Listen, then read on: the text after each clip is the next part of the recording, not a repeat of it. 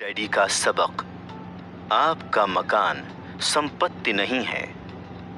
20 साल पहले सन 1997 में मुझे अस्वीकृति की पर्ची भेजने वाले हर प्रकाशक ने अमीर डैडी के इस सबक की आलोचना की कि आपका मकान संपत्ति नहीं है। 10 साल बाद सन 2007 में जब सब प्राइम कर्जदारों ने अपने सब प्राइम मॉर्गेज की किश्त चुकाना बंद कर दिया तो संसार का रियल एस्टेट बुलबुला फूट गया और करोड़ों मकान मालिकों को इस सबक की सच्चाई कठोर तरीके से पता चली। उनका मकान सचमुच संपत्ति नहीं था। असली समस्या, ज्यादातर लोग ये नहीं जानते कि रियल एस्टेट क्रैश वास्तव में रियल एस्टेट क्रैश नहीं था। रियल एस्टेट क्रैश गरीब लोगों की वजह से नहीं हुआ था, ये तो अमीरों की वजह से हुआ था। अमीरों ने वित्तीय जुगाड़ करके डेरिवेटिव्स नामक प्रोडक्ट बनाए जिन्हें वॉरेन बफे ने सामूहिक वित्तीय विनाश के हथियार कहा है।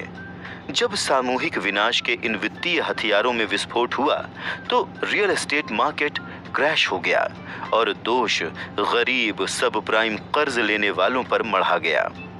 सन 2007 में वित्तीय डेरिवेटिव्स में लगभग 700 ट्रिलियन डॉलर थे। आज ये अनुमान लगाया जाता है कि वित्तीय डेरिवेटिव्स में 1.2 क्वाड्रिलियन डॉलर हैं। दूसरे शब्दों में असली समस्या कम नहीं हुई है बल्कि ज्यादा बढ़ गई है। अमीर डैडी का सबक। अमीर लोग कम टैक्स क्यों देते हैं? 20 साल पहले कई प्रकाशकों ने ये उजागर करने के लिए रिच डैड पुअर डैड की आलोचना की थी कि अमीर लोग टैक्स कम कैसे और क्यों देते हैं। एक ने कहा कि ये सबक गैर कानूनी है। 10 साल बाद सन 2007 में राष्ट्रपति बराक ओबामा पूर्व गवर्नर मिट रोमनी के खिलाफ पुनर्चुनाव के लिए खड़े हुए। जब ये उजागर किया गया कि राष्ट्रपति ओबामा ने अपनी आमदनी का लगभग 30% टैक्स में दिया है और गवर्नर रोमनी ने 13% से कम दिया, तो मिट रोमनी की वो नीचे गिरने वाली ढलान शुरू हुई जिसके बाद वो चुनाव हार गए। एक बार फिर टैक्स 2016 के अमेरिकी राष्ट्रपति चुनाव में केंद्र बिंदु बन गया। मिट रोमनी और राष्ट्रपति डोनाल्ड ट्रंप कानूनी रूप से कम टैक्स क्यों देते हैं, ये पता लगाने के बजाय गरीब और मध्यम वर्गीय लोग नाराज हो जाते हैं। हालांकि राष्ट्रपति ट्रंप गरीबों और मध्यम वर्गीय लोगों के लिए टैक्स कम करने का वादा करते हैं, लेकिन सच तो ये है कि अमीर लोग टैक्स में हमेशा कम चुकाएंगे। अमीर लोग कम टैक्स देते हैं, इसका कारण अमीर डैडी के सबक क्रमांक 1 में मिलता है। अमीर लोग पैसे के लिए काम नहीं करते। जब तक कोई व्यक्ति पैसे के लिए काम करता है वो टैक्स चुकाएगा। जब राष्ट्रपति पद की उम्मीदवार हिलेरी क्लिंटन अमीरों पर टैक्स बढ़ाने का वादा कर रही थीं, तो वो असली अमीरों पर नहीं बल्कि ऊंची आमदनी वाले लोगों जैसे डॉक्टरों, अभिनेताओं और वकीलों पर टैक्स बढ़ाने का वादा कर रही थीं। 20 साल पहले हालांकि रिच डैड पुअर डैड तुरंत सफल नहीं हुई जैसे कि the Beatles Sergeant Pepper's album हुआ था, लेकिन रिच डैड पुअर डैड वर्ष 2000 तक the New York times best seller सूची में पहुंच गई और लगभग 7 साल तक उस सूची में बनी रही। इसके अलावा वर्ष 2000 में ओपरा विनफ्रे का फोन आया। मैं पूरे 1 घंटे तक ओपरा कार्यक्रम में रहा और जैसा लोग कहते हैं बाकी इतिहास है। रिच डैड पुअर डैड इतिहास की नंबर 1 व्यक्तिगत वित्त पुस्तक बन चुकी है और पूरे संसार में रिच डैड सीरीज की लगभग 4 करोड़ पुस्तकें बिक चुकी हैं। क्या सचमुच कोई अमीर डैडी थे? करोड़ों लोगों ने पूछा है कि क्या सचमुच कोई अमीर डैडी थे? इस प्रश्न का जवाब देने के लिए आप अमीर डैडी के बेटे माइक की बातें सुन सकते हैं जब वो रिच डैड रेडियो शो पर अतिथि के रूप में आए थे। आप richdadradio.com पर जाकर वो प्रोग्राम सुन सकते हैं। Rich dad graduate school. Rich dad poor dad यथासंभव सरल लिखी गई थी ताकि हर व्यक्ति मेरे अमीर डैडी के सबकों को समझ सके। जो लोग ज्यादा जानना चाहते हैं 20 वर्ष के समारोह के हिस्से के रूप में उनके लिए मैंने लिखी Why the rich are getting richer? What is financial education really? Why the rich are getting richer ज्यादा विस्तार और स्पष्टता से बताती है कि अमीर डैडी ने अपने बेटे और मुझे पैसे और निवेश के बारे में क्या सिखाया। Why the rich are getting richer graduate विद्यार्थियों के रिच डैड पुअर डैड है। ये रिच डैड विद्यार्थियों के लिए ग्रेजुएट स्कूल है। एक चेतावनी और एक आमंत्रण। हालांकि मैंने Why the rich are getting richer को यथासंभव सरल रखने की पूरी कोशिश की थी, लेकिन अमीर लोग सचमुच जो करते हैं वो आसान नहीं है, न ही उसे समझाना आसान है। अमीर लोग सचमुच जो करते हैं उसके लिए असली वित्तीय शिक्षा की जरूरत होती है, जो हमारे स्कूलों में नहीं सिखाई जाती। मैं सुझाव देता हूं कि पहले आप रिच डैड पुअर डैड पढ़ें, इसके बाद अगर आप और ज्यादा जानना चाहते हैं तो शायद Why the rich are getting richer आप ही के लिए है। अतीत, वर्तमान और भविष्य के मेरे सभी पाठकों को द रिच डैड कंपनी के हम सभी लोगों की ओर से 20 बेहतरीन वर्षों के लिए आपको धन्यवाद। मानवता के वित्तीय कल्याण को ऊपर उठाना हमारा मिशन है और ये एक समय में एक जीवन और एक व्यक्ति से शुरू होता है। Rich dad poor dad. प्रस्तावना। मेरे 2 डैडी थे, इसलिए मेरे पास 2 विरोधी दृष्टिकोणों का विकल्प था, एक अमीर आदमी का और एक गरीब आदमी का। मेरे 2 डैडी थे, एक अमीर और एक गरीब। एक उच्च शिक्षित और बुद्धिमान थे, वो पीएचडी थे और उन्होंने 4 साल का पूर्व स्नातक पाठ्यक्रम 2 साल में ही पूरा कर लिया था। इसके बाद पढ़ाई करने के लिए वो स्टैनफोर्ड यूनिवर्सिटी, शिकागो यूनिवर्सिटी और नॉर्थ वेस्ट यूनिवर्सिटी गए, जाहिर है पूरी स्कॉलरशिप्स पर। दूसरे डैडी कभी 8वीं भी पास नहीं कर पाए। दोनों ही डैडी अपने करियर में सफल थे। दोनों ने ही जिंदगी भर कड़ी मेहनत की। दोनों ने ही काफी पैसे कमाए, लेकिन एक हमेशा आर्थिक परेशानियों से जूझते रहे और दूसरे आगे चलकर हवाई के सबसे अमीर लोगों में से एक बने। एक अपनी मृत्यु के समय अपने परिवार, परोपकारी संस्थाओं और चर्च के लिए करोड़ों डॉलर छोड़ गए, तो दूसरे ने अधूरे बिल छोड़े जिनका भुगतान बाकी था। दोनों ही डैडी शक्तिशाली, करिश्माई और प्रभावशाली थे। दोनों ने ही मुझे सलाह दी, लेकिन उन्होंने एक जैसी चीजें करने की सलाह नहीं दी। दोनों ही शिक्षा पर बहुत जोर देते थे, लेकिन उन्होंने अध्ययन के लिए एक जैसे पाठ्यक्रम की सलाह नहीं दी। अगर मेरे सिर्फ एक ही डैडी होते तो मैं या तो उनकी सलाह मान लेता या फिर उसे ठुकरा देता। 2 डैडी होने से मुझे विरोधी दृष्टिकोण का विकल्प मिला, एक अमीर आदमी का और दूसरा गरीब आदमी का। उनमें से किसी एक दृष्टिकोण को स्वीकार या अस्वीकार करने के बजाय मैं उनकी कही बातों पर काफी सोच विचार करता था, उनकी तुलना करता था और फिर अपने लिए विकल्प चुनता था। समस्या ये थी कि अमीर डैडी उस वक्त अमीर नहीं थे और गरीब डैडी उस वक्त गरीब नहीं थे। दोनों ही अपना करियर शुरू कर रहे थे और दोनों ही आर्थिक व पारिवारिक क्षेत्रों में संघर्ष कर रहे थे, परंतु पैसे के बारे में उनके दृष्टिकोण बहुत भिन्न थे। मिसाल के तौर पर एक डैडी कहते थे, पैसे का प्रेम ही सारी बुराई की जड़ है, तो दूसरे डैडी कहते थे, पैसे की कमी ही सारी बुराई की जड़ है। 2 शक्तिशाली डैडियों की अलग अलग सलाह से बचपन में मुझे बड़ी उलझन होती थी। मैं एक अच्छे बेटे की तरह उनकी बातें सुनना चाहता था और उन पर अमल करना चाहता था। दिक्कत ये थी कि दोनों डैडी एक सी बातें नहीं कहते थे। उनके दृष्टिकोण में जमीन आसमान का अंतर था, खास तौर पर पैसे के संबंध में। इससे मैं बहुत चकराता था, लेकिन मेरी जिज्ञासा जाग गई।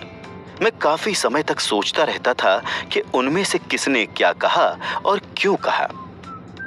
अपने खाली समय में अधिकतर मैं इसी बारे में विचार करते हुए खुद से ये सवाल पूछता था, उन्होंने ऐसा क्यों कहा? फिर मैं दूसरे डैडी की कही बातों के बारे में भी यही सवाल पूछता था।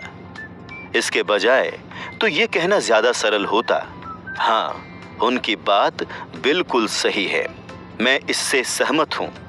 या ये कहकर उनके उस दृष्टिकोण को नकार देना भी आसान होता। उन बुजुर्ग इंसान को पता ही नहीं है कि वो क्या बोल रहे हैं। मैं दोनों डैडियों से प्रेम करता था, इसलिए मैं सोचने के लिए विवश हुआ और अंततः मुझे अपने लिए सोचने का तरीका चुनने की खातिर मजबूर होना पड़ा। इस प्रक्रिया में अपने लिए विकल्प चुनना आगे चलकर काफी मूल्यवान साबित हुआ, जो किसी दृष्टिकोण को सिर्फ स्वीकार या अस्वीकार करने से संभव नहीं था। अमीर लोग ज्यादा अमीर बनते हैं और गरीब ज्यादा गरीब तथा मध्यम वर्गीय कर्ज में डूबा रहता है। इसका एक कारण यह है कि पैसे का विषय स्कूल में नहीं, घर पर पढ़ाया जाता है। हम में से ज्यादातर लोग पैसे के बारे में अपने माता पिता से सीखते हैं। गरीब माता पिता अपने बच्चों को पैसे के बारे में क्या सिखा सकते हैं? वो बस कह देते हैं स्कूल जाओ और मेहनत से पढ़ो। हो सकता है कि बच्चा बेहतरीन ग्रेड के साथ पढ़ाई पूरी कर ले, लेकिन उसके बाद भी उसकी आर्थिक प्रोग्रामिंग और मानसिकता तो गरीब व्यक्ति की ही रहेगी। दुर्भाग्य से पैसे का विषय स्कूलों में नहीं पढ़ाया जाता। स्कूल में वित्तीय योग्यताओं के बजाय अकादमिक और पेशेवर योग्यताओं पर जोर दिया जाता है। इससे ये स्पष्ट होता है कि जिन चतुर बैंकरों, डॉक्टरों और लेखपालों ने स्कूल कॉलेज में बेहतरीन ग्रेड पाए थे, वो जीवन भर पैसे के लिए क्यों जूझते रहे। अमेरिका पर जो भारी राष्ट्रीय कर्ज है वो काफी हद तक इसी कारण है, क्योंकि जो उच्च शिक्षित राजनेता और सरकारी अधिकारी वित्तीय निर्णय ले रहे हैं, उनके पास पैसे के विषय पर बहुत कम प्रशिक्षण है या जरा भी नहीं है। आज मैं अक्सर सोचता हूं कि तब क्या होगा जब जल्द ही हमारे बीच लाखों करोड़ों लोग होंगे जिन्हें आर्थिक और चिकित्सकीय सहायता की जरूरत होगी। आर्थिक सहायता के लिए वो अपने परिवार या सरकार पर निर्भर रहेंगे। जब मेडिकेयर और सामाजिक सुरक्षा का पैसा खत्म हो जाएगा, तब क्या होगा? देश कैसे बचेगा?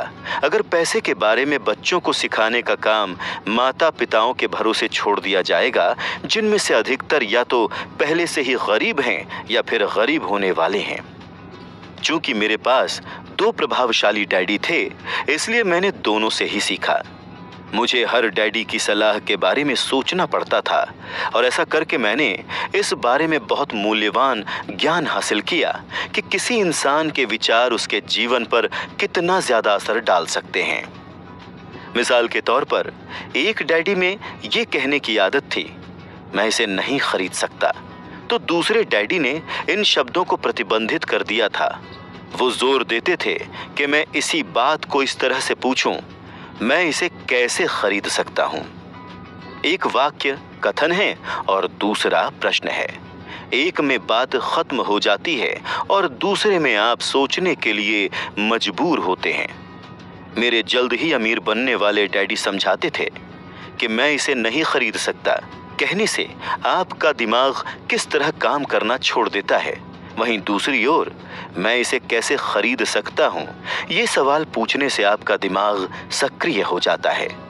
उनका ये मतलब नहीं था कि आपका जिस भी चीज पर दिल आ जाए आप उसे खरीद लें।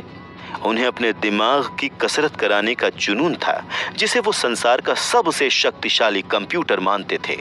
वो कहते थे, मेरे दिमाग की शक्ति हर दिन बढ़ती है क्योंकि मैं इसको व्यायाम कराता हूं।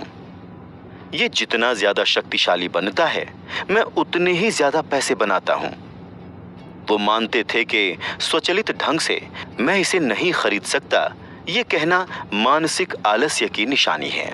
हालांकि दोनों ही डैडी कड़ी मेहनत करते थे, लेकिन मैंने गौर किया कि आर्थिक मसलों पर एक में अपने दिमाग को सुलाए रखने की आदत थी और दूसरे में अपने दिमाग का व्यायाम कराने की आदत थी। इसका दीर्घकालीन नतीजा ये निकला कि एक डैडी आर्थिक दृष्टि से ज्यादा शक्तिशाली बनते चले गए और दूसरे ज्यादा कमजोर होते गए। इसे इस तरह से समझें, एक आदमी नियमित रूप से जिम में व्यायाम करने जाता है और दूसरा सोफे पर बैठकर टीवी देखता रहता है। इसका क्या परिणाम होगा? जिस तरह सही शारीरिक व्यायाम स्वास्थ्य के आपके अवसरों को बढ़ा देता है, उसी तरह सही मानसिक व्यायाम दौलत के आपके अवसरों को बढ़ा देता है। मेरे दोनों डैडियों के विरोधी नजरिए थे और इससे उनके सोचने के तरीके पर असर पड़ता था।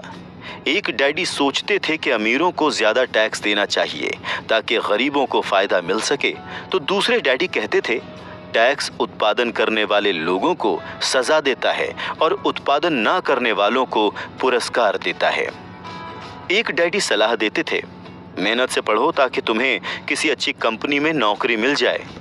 दूसरे डैडी ये नसीहत देते थे मेहनत से पढ़ो ताकि तुम्हें खरीदने के लिए कोई अच्छी कंपनी मिल जाए। एक डैडी कहते थे मैं इसलिए अमीर नहीं हूं क्योंकि मुझे तुम बाल बच्चों को पालना पड़ता है, तो दूसरे का कहना था मुझे इसलिए अमीर बनना है क्योंकि मुझे बाल बच्चों को पालना है। एक डैडी डिनर टेबल पर पैसे और कारोबार संबंधी बातें करने के लिए हमेशा प्रोत्साहित करते थे, जबकि दूसरे डैडी ने भोजन करते समय पैसे संबंधी बातचीत पर प्रतिबंध लगा रखा था। एक कहते थे जहां पैसे का मामला हो वहां पर सुरक्षित खेलो, जोखिम मत लो, तो दूसरे कहते थे जोखिम को संभालना सीखो। एक डैडी को यकीन था हमारा मकान हमारा सबसे बड़ा निवेश और हमारी सबसे बड़ी संपत्ति है, तो दूसरे डैडी का मानना था मेरा मकान एक दायित्व है और अगर आपका मकान आपका सबसे बड़ा निवेश है तो आप संकट में हैं। दोनों ही अपने बिल समय पर चुकाते थे, लेकिन एक अपने बिल सबसे पहले चुकाते थे जबकि दूसरे अपने बिल सबसे अंत में चुकाते थे। एक डैडी का ये मानना था कि कंपनी या सरकार को आपकी और आपकी आवश्यकताओं की परवाह करनी चाहिए। वो हमेशा वेतन वृद्धि, रिटायरमेंट योजनाओं, चिकित्सकीय लाभ, बीमारी की छुट्टियों, छुट्टी के दिनों की संख्या और दूसरी सुविधाओं के बारे में चिंतित रहते थे। वो अपने दो चाचाओं से प्रभावित थे जो सेना में चले गए थे और 20 साल की सक्रिय सेवा के बाद उन्होंने जीवन भर के लिए सेवानिवृत्ति एवं अधिकार पैकेज हासिल कर लिया था। वो सेना द्वारा सेवानिवृत्त कर्मचारियों को दिए जाने वाले चिकित्सकीय लाभ और अन्य सुविधाओं की भी तारीफ करते थे। वो विश्वविद्यालय में उपलब्ध लंबी कार्यकाल अवधि से भी प्रेम करते थे। कई बार आजीवन नौकरी की सुरक्षा और लाभ का विचार नौकरी से भी ज्यादा महत्वपूर्ण दिखता है। वो प्रायः कहते थे मैंने सरकार के लिए बहुत मेहनत से काम किया है, इसीलिए मैं इस तरह के लाभ का हकदार हूं। दूसरे डैडी पूरी तरह से आर्थिक स्वावलंबन में यकीन करते थे। वो सुविधा भोगी या अधिकार की मानसिकता के विरोधी थे और कहते थे कि ये मानसिकता लोगों को कमजोर तथा आर्थिक रूप से जरूरतमंद बनाती है। वो आर्थिक रूप से सक्षम होने पर बहुत जोर देते थे। एक डैडी कुछ डॉलर बचाने के लिए जूझे तो दूसरे ने निवेश उत्पन्न किए। एक डैडी ने मुझे सिखाया कि अच्छी नौकरी खोजने के लिए प्रभावशाली बायोडेटा कैसे लिखा जाए, तो दूसरे ने मुझे सिखाया कि शक्तिशाली व्यावसायिक और वित्तीय योजनाएं कैसे लिखी जाएं ताकि मैं दूसरों को नौकरियां दे सकूं। दो शक्तिशाली डैडियों के साथ रहने की वजह से मुझे ये विश्लेषण करने का अवसर मिला कि अलग अलग विचारों का जीवन पर कितना अलग अलग असर होता है। मैंने गौर किया कि लोग दरअसल अपने विचारों से ही अपने जीवन को आकार देते हैं। मिसाल के तौर पर मेरे गरीब डैडी हमेशा कहा करते थे मैं कभी अमीर नहीं बन पाऊंगा, और आगे चलकर उनकी ये भविष्यवाणी सही साबित हुई। दूसरी ओर मेरे अमीर डैडी हमेशा खुद को अमीर मानते थे। वो इस तरह की बातें कहते थे मैं अमीर हूं और अमीर लोग ऐसा नहीं करते। जब एक बड़े वित्तीय झटके के बाद वो दिवालिया होने की कगार पर पहुंच गए थे, तब भी वो खुद को अमीर आदमी ही कहते थे। वो अपने समर्थन में ये कहते थे गरीब होने और कड़के होने में फर्क होता है। कड़का होना अस्थाई है, गरीब होना स्थायी। मेरे गरीब डैडी कहते थे पैसों में मेरी कोई दिलचस्पी नहीं है या पैसा महत्वपूर्ण नहीं है। मेरे अमीर डैडी हमेशा कहते थे पैसा ही शक्ति है। हमारे विचारों की शक्ति को कभी नापा नहीं जा सकता, न ही उनके प्रभाव को कभी पूरी तरह से समझा जा सकता है। लेकिन इसके बावजूद बचपन में ही मैं ये समझ गया था कि मुझे अपने विचारों पर ध्यान देना चाहिए और अपनी अभिव्यक्ति पर भी। मैंने गौर किया कि मेरे गरीब डैडी के गरीब होने का कारण ये नहीं था कि वो कम पैसे कमाते थे। उनकी तनख्वाह काफ़ी अच्छी खासी थी। वो तो अपने विचारों और कार्यों के कारण गरीब थे। 2 डैडी होने के कारण मैं बचपन में ही बहुत सजग और जागरूक हो गया था कि मैं किन विचारों को अपनाऊं, मैं किसकी बात मानूं, अपने अमीर डैडी की या फिर गरीब डैडी की। हालांकि ये दोनों ही शिक्षा और सीखने को बहुत महत्वपूर्ण मानते थे, लेकिन क्या सीखा जाए इस बारे में दोनों की राय अलग अलग थी। एक चाहते थे कि मैं मेहनत से पढ़ूं, डिग्री हासिल करूं और पैसे कमाने के लिए कोई अच्छी नौकरी हासिल कर लूं। वो चाहते थे कि मैं किसी पेशे में जाने या वकील या अकाउंटेंट बनने के लिए अध्ययन करूं और किसी बिजनेस स्कूल से MBA करूं। दूसरे डैडी मुझे प्रोत्साहित करते थे कि मैं अमीर बनने के लिए अध्ययन करूं, ताकि मैं ये समझ लूं कि पैसा कैसे काम करता है और ये सीख लूं कि इससे अपने लिए कैसे काम कराया जाए। मैं पैसे के लिए काम नहीं करता, ये शब्द वो बार बार दोहराते थे। पैसा मेरे लिए काम करता है। गरीब होने और कड़के होने में फर्क होता है। कड़का होना अस्थायी है, गरीब होना स्थायी है। 9 साल की उम्र में मैंने ये फैसला किया कि मैं पैसे के बारे में अपने अमीर डैडी की बात मानूंगा और उन्हीं से सीखूंगा। इसका मतलब ये निर्णय लेना भी था कि मैं अपने गरीब डैडी की बातें अनसुनी कर दूंगा। हालांकि उनके पास कॉलेज की ऊंची ऊंची डिग्रियां थीं। रॉबर्ट फ्रॉस्ट का सबक। रॉबर्ट फ्रॉस्ट मेरे प्रिय कवि हैं। हालांकि मुझे उनकी बहुत सी कविताएं पसंद हैं, लेकिन द रोड नॉट टेकन मुझे सबसे ज़्यादा पसंद है।